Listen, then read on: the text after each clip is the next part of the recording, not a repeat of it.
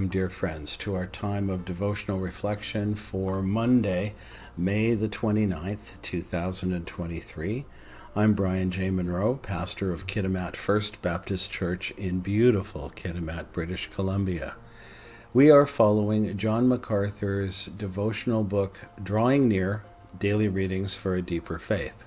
Today's entry is entitled, The Characteristics of Hypocrisy, in brackets, Judas Iscariot. The Gospel of Matthew, chapter 10, verse 4, reads, The 12 apostles included Judas Iscariot, the one who betrayed him. Our main thought for today is hypocrisy is a spiritual cancer that can devastate lives and destroy ministries. Pastor MacArthur writes, On a recent trip to New Zealand, I learned that sheep herders there use specially trained, castrated male sheep to lead other sheep from holding areas into the slaughtering room. Those male sheep are appropriately called Judas sheep. That illustrates the commonness with which we associate Judas with deception and death. Pretending to be a friend of Jesus, Judas betrayed him with a kiss and became for all time and eternity the epitome of hypocrisy. Several characteristics of spiritual hypocrisy are clearly evident in Judas's life. First, hypocritical people often seem genuinely interested in a noble cause. Judas probably didn't want the Romans to rule over Israel, and he saw in Christ an opportunity to do something about it.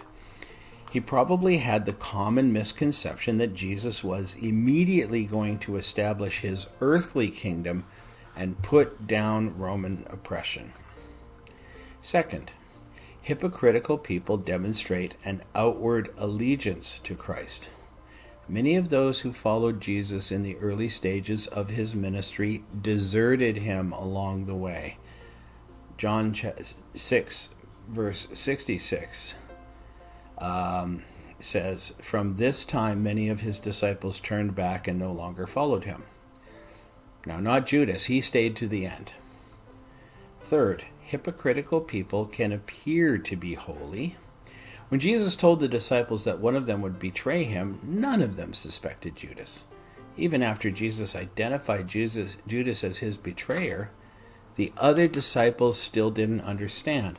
I'm going to read John chapter 13, verses 27 to 29. As soon as Judas took the bread, Satan entered into him. So Jesus told him, What you are about to do, do quickly. But no one at the meal understood why Jesus said this to him. Since Judas had charge of the money, some thought Jesus was telling him to buy what was needed for the festival or to give something to the poor. Judas must have put on a very convincing act. Fourth, hypocritical people are self-centered. Judas didn't love Christ, he loved himself, and joined the disciples to gain personal prosperity. Finally, hypocritical people are deceivers. Judas was a pawn of Satan, whom Jesus described as a liar and the father of lies. John chapter 8, verse 44 reads, You belong to your father, the devil. You want to carry out your father's desires. He was a murderer from the beginning, not holding to the truth. For there is no truth in him. When he lies, he speaks his native language, for he is a liar and the father of lies.